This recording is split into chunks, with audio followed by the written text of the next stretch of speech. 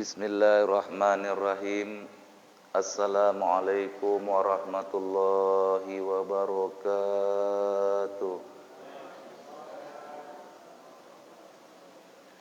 Alhamdulillahilladzi hadana lihada wa ma kunna linahtadiya laula an hadanallah. Ashhadu an la ilaha illallah wahdahu la syarikalah. Syahadatan man ra'aha azza bainal anam. Wa ashhadu anna sayyidana Muhammadan abduhu wa rasuluh alladzi waqafa amama ahli dunya yad'uhum ila dinihi bikulli iqdam. Allahumma salli ala sayyidina Muhammad wa ala alihi wa ashabihi da'aimil Islam. Yang pertama dan yang paling utama, mari kita bersyukur kehadirat Allah Subhanahu wa ta'ala. Sebaik-baik orang bersyukur itu berzikir. Karena berzikir meliputi seluruh amalan. Orang yang bersyukur itu hakikatnya berzikir. Kata Nabi dalam hadis kudusi, idza dzakartani syakartani. Yang berzikir kepadaku itulah yang bersyukur. Jadi hakikat syukur itu zikir, Pak. Dalam hadis yang lain kata Rasul, likulli syai'in haqiqah.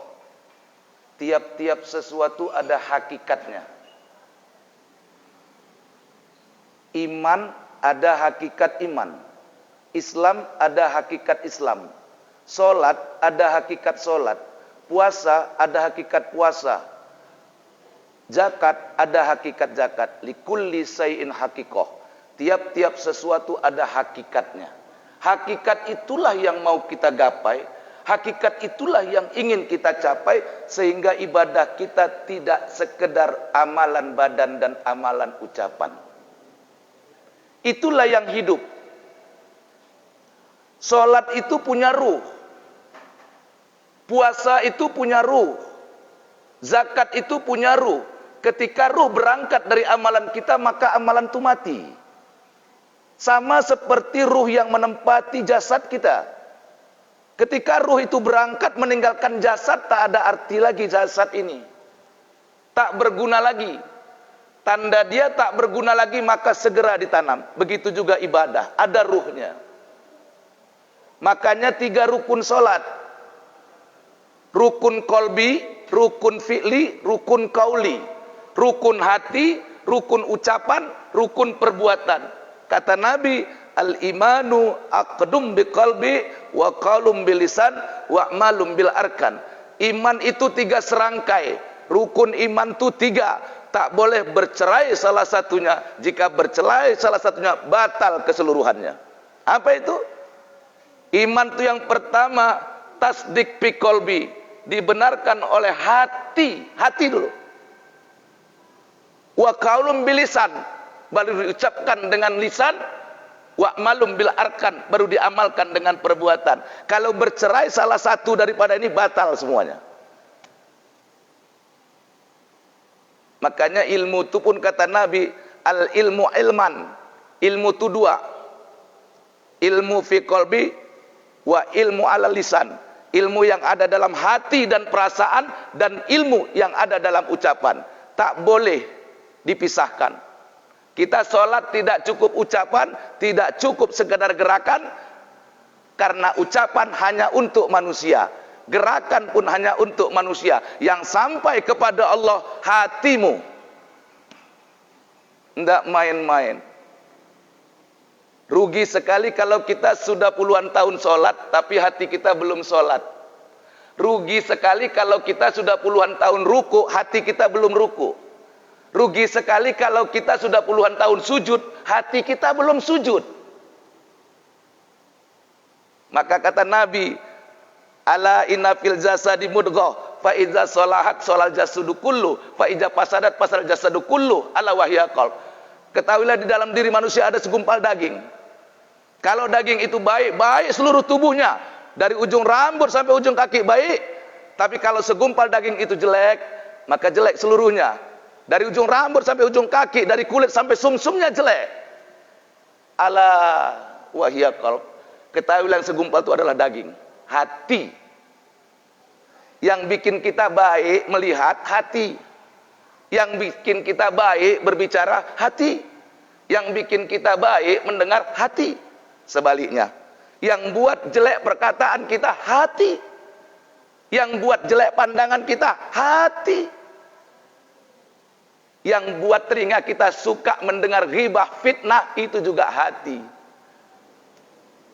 Kamu tidak boleh main-main dengan hatimu. Hati itu yang menentukan. Maka kenapa kamu sudah mengaji tapi kamu masih takut mati? Kamu ngaji sudah begitu lama. Kamu mengaji sudah begitu banyak kitab yang kamu bahas. Sudah begitu banyak juga ayat Quran yang kamu hafal. Tidak sedikit pula hadis Rasul yang telah lengket di kepalamu. Tapi kenapa kamu dalam hal satu masih takut? Takut mati. Ada apa? Karena kamu salah memandang Allah dalam mati. Kamu salah memandang kematian itu sebagai apa? Makanya saya kurang setuju sekali kalau ada orang mengatakan mati itu adalah tidur panjang. Tidak. Mati itu sebentar. Saking cepatnya mati itu tidak sampai 1 detik, Bapak Ibu. Tidak sampai. Seperti membolak-balikkan antara telapak tangan dan punggung tangan. Itulah mati. Tidak sampai 1 detik. Lalu kenapa kamu berdoa? Ya Allah, panjangkanlah umurku. Siapa yang mengajari kamu doa minta panjang umur? Coba buka Quran, adakah doa minta panjang umur? Apakah ada hadis Rasul yang menyuruh kita minta doa panjang umur? Tidak ada. Tapi kamu disuruh minta berkah umur. Biar singkat umurmu tapi berkah. Masih kita Ali Jabir, singkat umurnya tapi barokah. Lalu buat apa umur yang panjang kalau kamu cuma menyusahkan orang? Maka jangan pernah itu. Bahkan kalau kita mau tilih Al-Quran, coba kita buka surat Al-Hijr ayat 36. Apa kata Allah? Ketika iblis dilaknat Allah ketika tidak mau disuruh sujud kepada Adam, iblis minta 2 permohonan kepada Allah. Jadi iblis pun pernah berdoa, Pak. Iblis pun pernah berdoa. Ketika Allah mengatakan kepada iblis, Aba wastakbara wa kana minal kafirin. Kamu masuk ke dalam orang yang kafir. Kamu masuk kepada orang kafir karena kamu menyombongkan diri. Aba wastakbaru, maka dia menyombongkan diri. Maka Allah katakan, kafir kamu iblis. Iblis terima hukuman kafir itu dari Allah. Dia terima. Cuman dia minta 2. Ya Rabb, aku terima hukumanmu, tapi aku minta 2 hal. Bukan nanti surat Al-Hijr mulai 36. Maka iblis pun berdoa. Apa doa iblis yang pertama? Qala rabbi fa'anzirni ila yaumi yub'atsun. Wahai Tuhanku, panjangkanlah umurku sampai hari kiamat. Jadi tuntunan yang berdoa minta panjang umur itu iblis, Pak.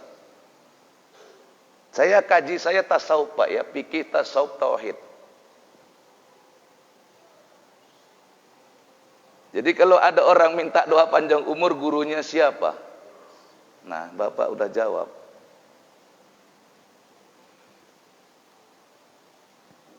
Kita ngaji harus taraktu fikum amrain lan tadillu ba'dahuma kitaballahi wa sunnati. Aku tinggalkan 2 wasiat kepada kalian. Kalau kalian pegang yang 2 ini, kalian tak akan sesat selama-lamanya. Apa yang 2? Quran dan sunnahku, kata Rasulullah. Quran tuh pegang. Tetapi memahami Quran, memahami hadis, hati-hati, jangan kebablasan. Jangan terlalu gampang. Oh, tidak ada dalil, tidak ada hadisnya. Kamu perhatikan, kadang-kadang bukan tidak ada, kamu yang belum baca. Ini sekarang orang banyak juga ngaji Bapak, Ibu. Banyak sekali sekarang. Belum apa-apa, baru 2 tahun belajar, udah salah semua ulama lain.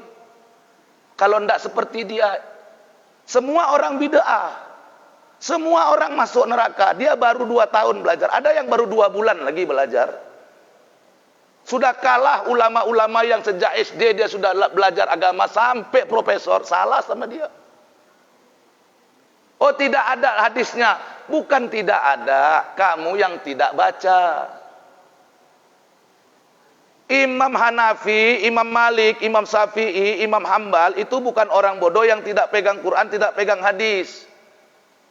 Kamu saja yang baru tahu ada perbedaan pendapat karena kamu baru belajar, kamu baru hijrah. Jangan cepat-cepat.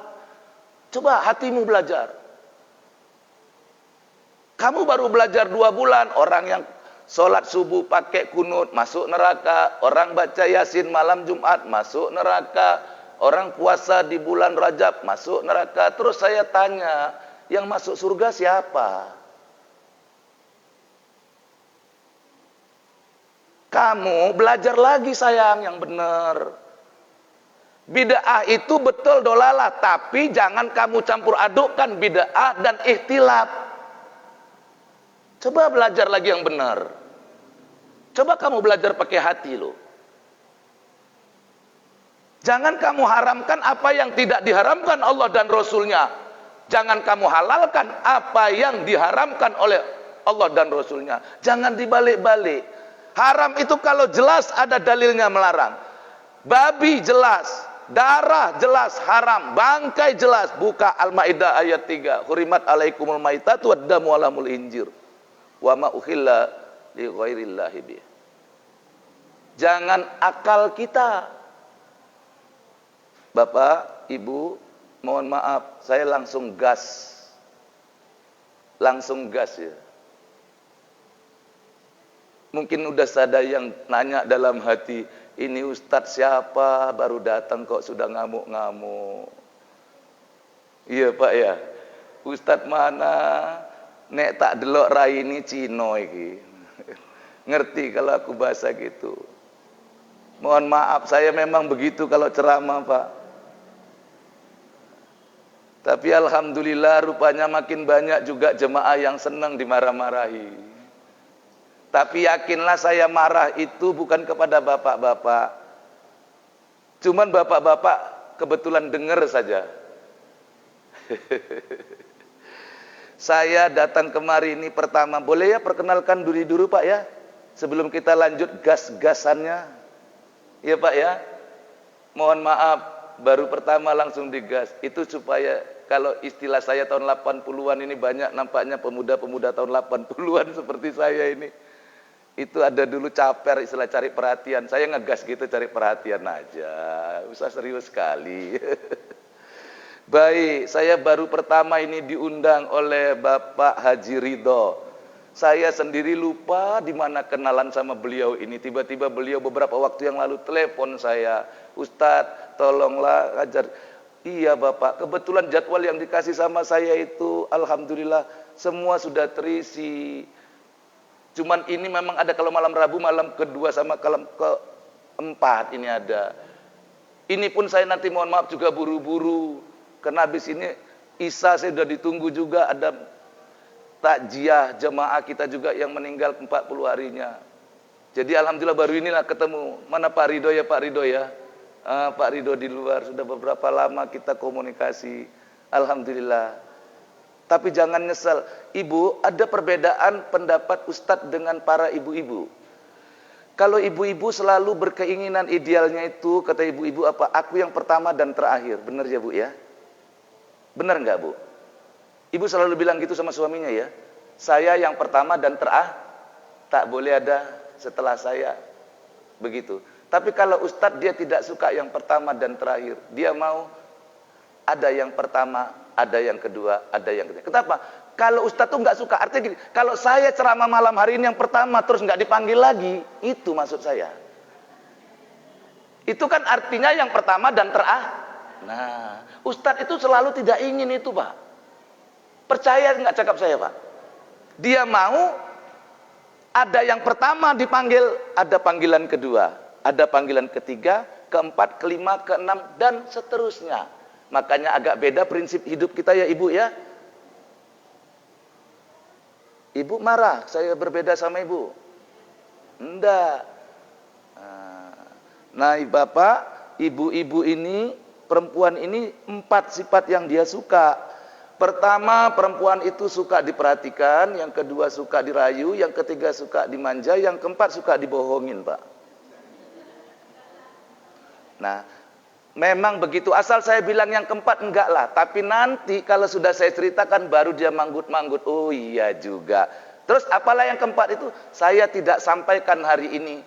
Karena kata guru saya, Jamal, kalau ceramah jangan dihabiskan 1 malam dijelaskan semua. Opo Pak Kiai, nanti kau nggak dipanggil lagi. Jadi tadi kenapa saya bilang perempuan salah satu sifatnya suka dibohongi, ibu-ibu tuh penasaran. Makanya kamu datang lagi kalau saya ngaji, nanti tak jelaskan. Sampai-sampai bapak, perempuan yang suka merepet itu sunatullah, hukum alam. Justru bapak-bapak yang istrinya suka merepet, bapak-bapak harus bangga dan senang. Bapak lebih bahagia kalau istrinya suka merepet. Karena perempuan yang suka merepet itu yang pertama menandakan rajin, yang kedua jarang sakit. Coba lihat kalau perempuan merepet itu sambil nyuci merepet, sambil nyapu merepet. Jadi tingkat kerajinan perempuan ditentukan dengan sejauh mana dia suka merepet. Artinya makin banyak merepet makin rajin. Tengok perempuan-perempuan yang nggak pandai merepet, kerjanya tidur sepanjang hari. Yang kedua, perempuan yang suka merepet itu enggak kena sakit.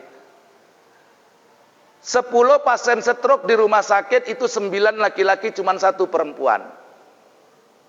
Hasil survei mengatakan bahwa perempuan bisa menterapi dirinya sehingga tidak kena stroke lewat cara merepet tadi. Tetapi ibu, jangan sembarangan merepet. Ustadz ini yang sekarang di sini itu punya tips cara merepet syariah. Nanti tak ajarin, panggil lagi. Sampai di situ dulu. Tak kenal maka tak sayang. Saya baru pertama tentunya harus menjelaskan siapa saya supaya jemaah itu terkait hatinya dengan saya. Yang pertama nama saya Abdullah Jamal. Mimnya dipanjangkan 1 alif. Jamal begitu. Jangan pendek. Jamal itu salah. Jamal. Ya. Abdullah itu artinya hamba Allah. Jamal dipanjangkan mimnya 1 alif itu artinya ganteng. Benar. Benar, Pak. Jadi Abdullah Jamal, hamba Allah yang ganteng. Mohon maaf bapak-bapak jangan iri ya. Itu cuma nama. Jangan iri. Cuma nama kok. Jangan tengok orangnya, tengok namanya. Itu ya. Tapi kalau bapak ibu salah menyebutkannya artinya berbeda. Karena bahasa Arab itu salah huruf artinya beda. Salah harokat artinya beda.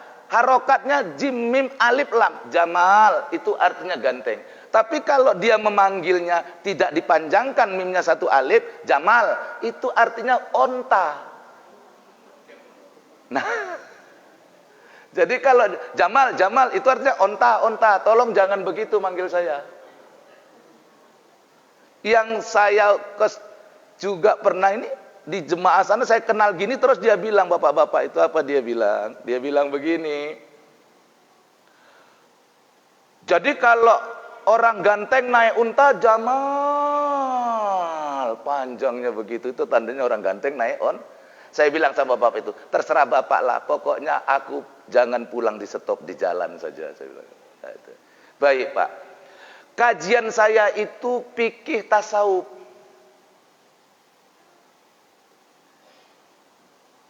Fikih tasawuf. Fikih itu tata cara ibadah, tata cara wudu, tata cara sholat, tata cara zakat, haji dan sebagainya. Amalan badan itu diatur dalam ilmu fikih. Ilmu tasawuf itu mengajari hati. Membersihkan hati, memperbaiki hati, karena hati punya penyakit. Yang buat kamu khusyuk dalam sholat itu hati, yang buat kamu lalai dalam sholat itu hati, yang buat kamu bersyukur itu hati, yang buat kamu kufur itu hati, yang buat kamu sabar itu hati. Hati. Jadi tidak boleh pandang enteng dengan ilmu tasawuf. Kita sholat khusyuk itu hati loh. Coba di dalam surat Al-Ma'un Allah ancam loh. Apa kata Allah? Fawailul lil musallin alladzina hum an salatihim sahun. Celakalah orang yang sholat, yang mereka lalai hatinya di dalam sholat. Siapa itu? Alladzina hum yura'un. Itulah orang-orang yang ria di dalam ibadah sholatnya. Yang bikin ria itu hati, Pak. Bukan mulut. Bukan mulut. Hati. Maka sholat itu harus ada ruhnya juga. Apa itu? Zikir. Jadi kalau orang tanya sama saya, Ustadz, iya, sholat yang khusyuk itu apa? Kamu zikir kepada Allah. Dalilnya ada surat An-Nisa. Maaf, surat Toha ayat 14. Innani anallaha la ilaha illa ana fa'budni wa aqimis salata lidzikri. Sesungguhnya aku ini Allah, tidak ada Tuhan kecuali aku, kata Allah. Maka sembah dan beribadahlah kepadaku. Tegakkan solat untuk zikir kepadaku. Tujuan solat itu zikir kepada Allah. Itu kata Allah, bukan kata saya. Jadi kalau orang tanya sama saya, sederhana saja. Ustadz, solat yang khusyuk itu apa? Zikir kepada Allah. Ingat kepada Allah. Lalu zikir yang mana yang kamu pakai dalam sholat? Karena zikir ada 3 martabatnya. Zikir dalam makna ucapan, zikir dalam makna ingatan, zikir dalam makna perasaan. Yang mana yang kamu pakai dalam sholat?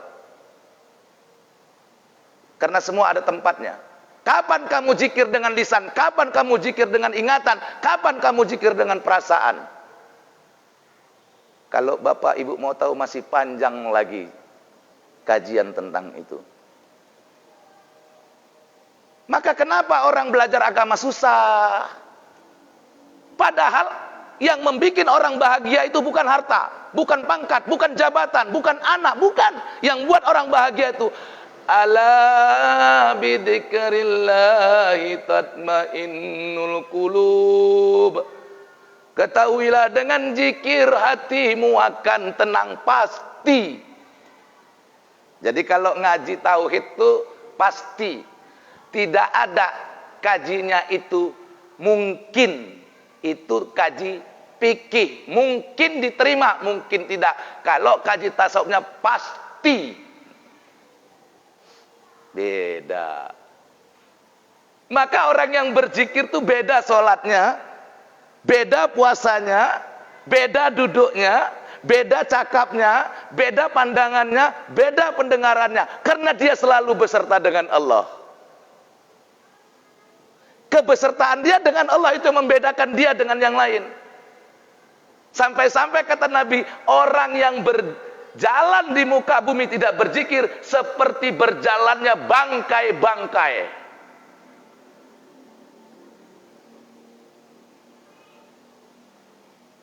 Jadi kalau saya bilang inti agama Islam itu zikir. Inti ibadah itu zikir. Kamu sholat untuk zikir, kamu puasa untuk zikir kepada Allah, kamu haji, kamu umroh, kamu sedekah untuk zikir kepada Allah. Kalau enggak, untuk siapa kamu buat itu? Kalau kamu tidak karena Allah, maka ada yang lain. Kamu jatuh ke dalam syirik. Kata Rasul, ada yang lebih kutakutkan menimpa umatku akhir zaman, melebihi takutku kepada Dajjal. Ma huwa Rasul, apakah itu?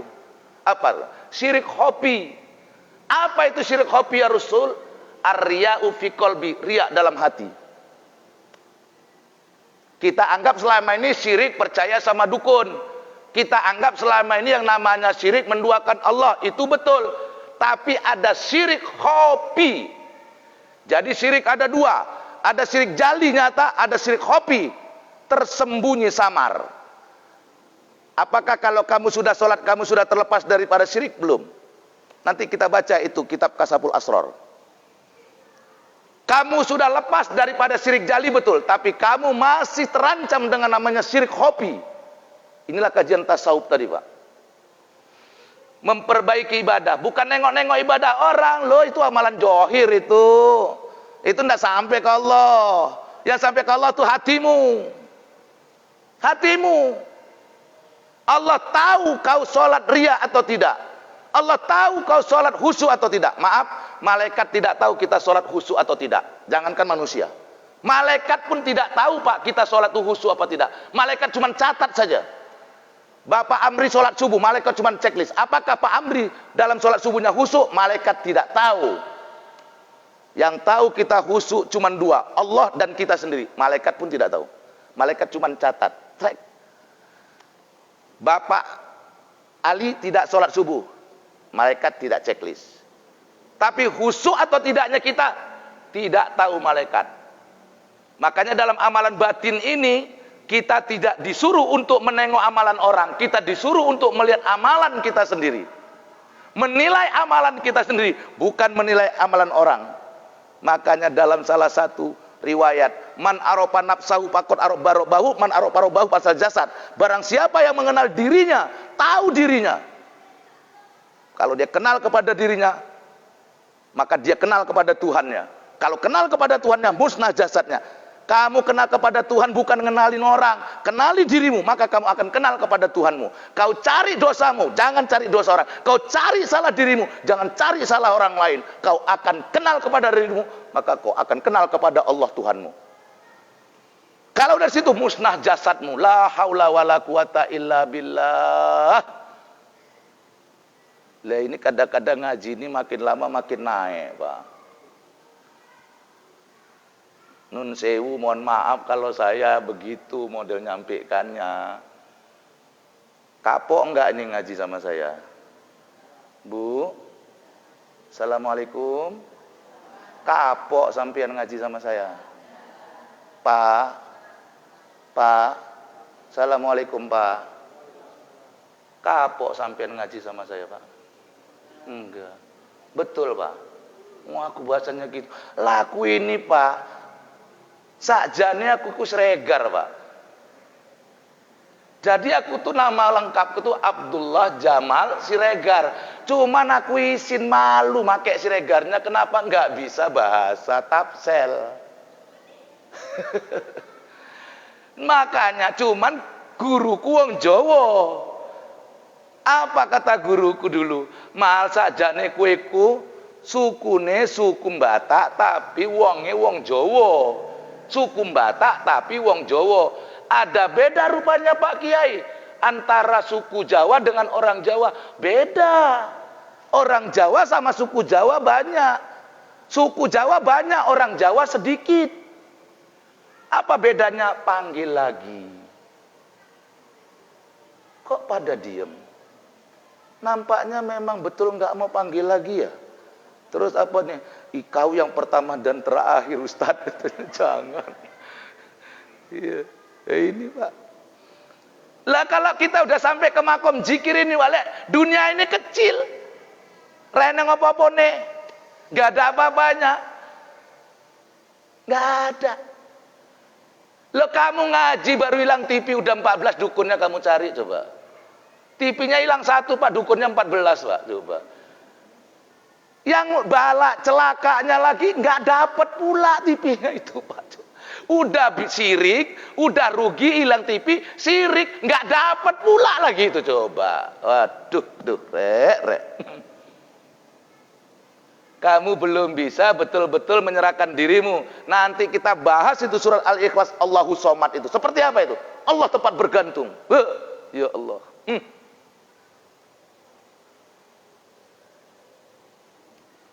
Enggak main-main. Lo kamu ngajinya kok cari ustadznya yang bisa bikin sakit perut. Enak ustadznya lucu, sakit perut aku. Janganlah. Carilah ustadz yang bisa memberikan pemahaman agama, bahasanya gampang, mudah dimengerti, kajiannya dalam. Gak usah cari kaji yang tinggi loh. Kalau belajar ilmu syariat, kamu menjadi orang yang tinggi ke atas. Tapi kalau kamu belajar tasawuf, menjadi orang yang dalam ke bawah. Itu bedanya, Pak. Jadi orang tasawuf itu nggak mau dibilang ilmunya tinggi, nggak mau. Dia selalu mau bilang ilmu yang dalam. Ilmu dalam. Karena kata Nabi, ilmu dalam lebih bagus daripada ilmu luar. Ilmu batin lebih bagus daripada ilmu johir. Dah. Sampai situ sudah ngaji. Karena ya ngaji. Oh iya. Masih ngaji Ustadz. Belum. Ya, kita sampai waktu Isya ada mungkin 5 menit lagi kalau nggak salah. Karena tadi 38 berarti 48 Isya. Biasanya begitu. Ya, 4. Saya mohon maaf juga, suara memang lagi parau, lagi serak. Saya minta tolong nanti Isya jangan saya lagi imamnya ya Pak ya. Lagi ada gangguan. Tadi aku mau nolak macam mana, ya kan nanti nggak enak. Baru sekali datang udah nolak-nolak.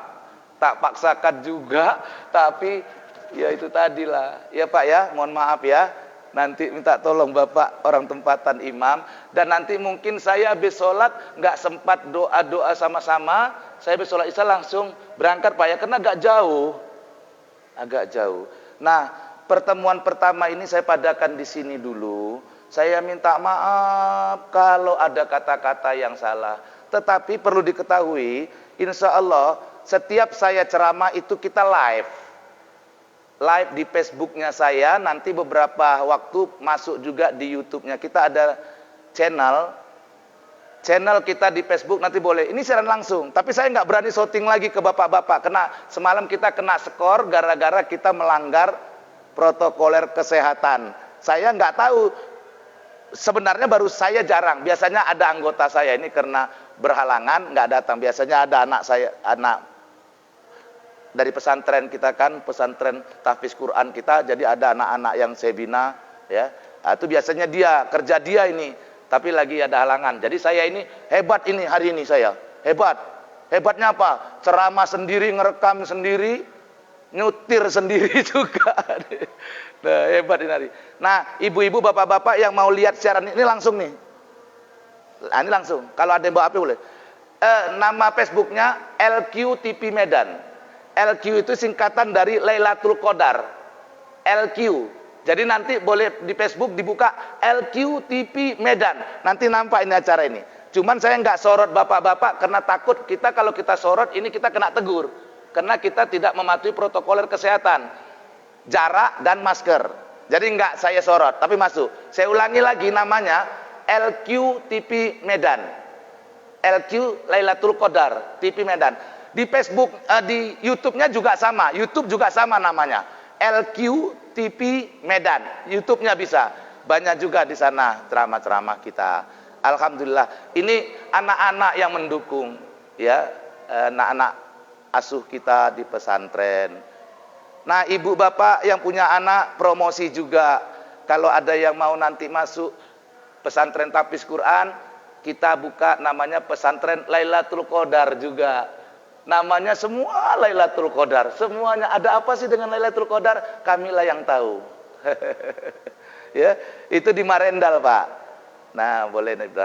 Kalau ada yang mau masuk, anaknya tamat SD, tamat ibtidai, boleh masuk di sana nanti untuk pesantren tahfiz Quran kita.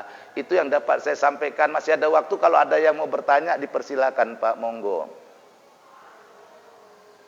Tapi 2 ya, nanya sama saya. Yang pertama, tanyalah yang gampang-gampang. Yang kedua, tanyalah yang saya tahu.